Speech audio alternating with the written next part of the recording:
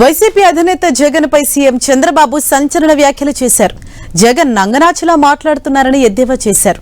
జగన్ నోరు తెరిస్తే అన్ని అబద్దాలేనని విమర్శించారు. మాజీ మంత్రి వివేక హత్య కేసులో తనపై దుష్ప్రచారం చేశారని ఆగ్రహించారు.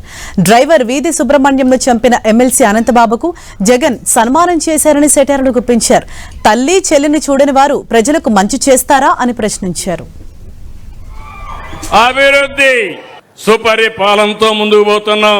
ఇది చూసి గొడ్డలి పార్టీ తట్టుకోలేకపోతుంది. ఫ్రస్ట్రేషన్ లో ఉన్నారు, గంగ వెర్రులెత్తున్నారు. నోరు తెరిస్తే అబద్ధాలు, మీడియా ముందుకొచ్చి మాయా నాటకాలు. మీరందరూ ఆలోచించుకోవాలి, ఇది ఒక రాజకీయ పార్టీ నైజం, అదే గొడ్డలి పార్టీ.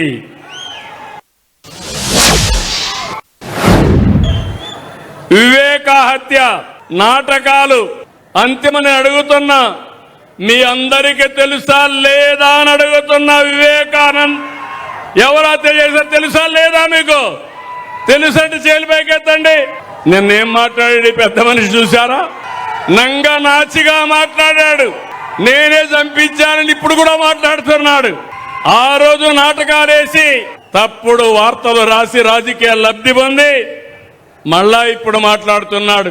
కోడి కత్తి డ్రామా జ్ఞాపకం ఉందా మీకు? గులకరాయి డ్రామా జ్ఞాపకం ఉందా మీకు?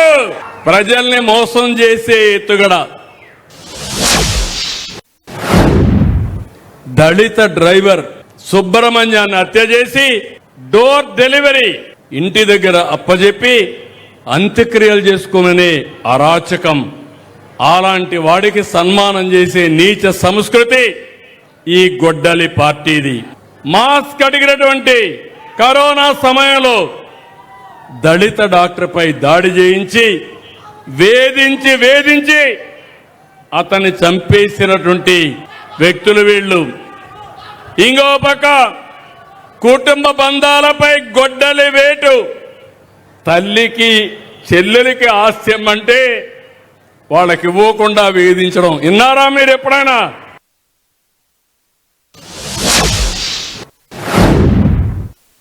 పోలవరం, అమరావతి పెట్టుబడులు, అభివృద్ధి పైన గొడ్డలి పార్టీ వేటు. నందం సుబ్బయ్య, చంద్రయ్య, జల్లయ్య పీకలు కోసి నడి రోడ్డు మీద చంపేయడం. అలాంటి రక్తదాహం. గంజాయి బ్యాచ్లకు ప్రోత్సహించడం. మాట్లాడితే రప్ప రంకెలు, జంతు రక్తంతో కట్అవుట్లకు అభిషేకాలు. ఇక్కడుండేది సిబిఎన్. నా దగ్గర తోక తిప్పితే ప్రజాహితం కోసం తోక కట్ చేస్తాను తప్ప ఎవరిని అలో చేయను.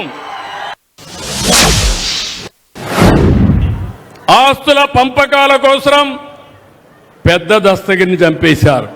కులాలు, మతాలు, ప్రాంతాల మధ్య చిత్తు పెట్టి రోజుకొక నాటకం. పాస్టర్లతో దాడి డ్రామాలు. 5 ఏళ్లుగా రాష్ట్రంలో ప్రతి ఒక్కరికి నిద్ర లేకుండా చేశారు. ప్రజలకు నరకం చూపించారు. కడాన నన్ను కూడా ఏం చేశారో చూశారు. కనీసం నోటీస్ ఇవ్వకుండా ఒక సాయంత్రం చేసేపోయి జైల్లో పెట్టేసే పరిస్థితికి వచ్చారు. మీరే నన్ను కాపాడుకున్నారు.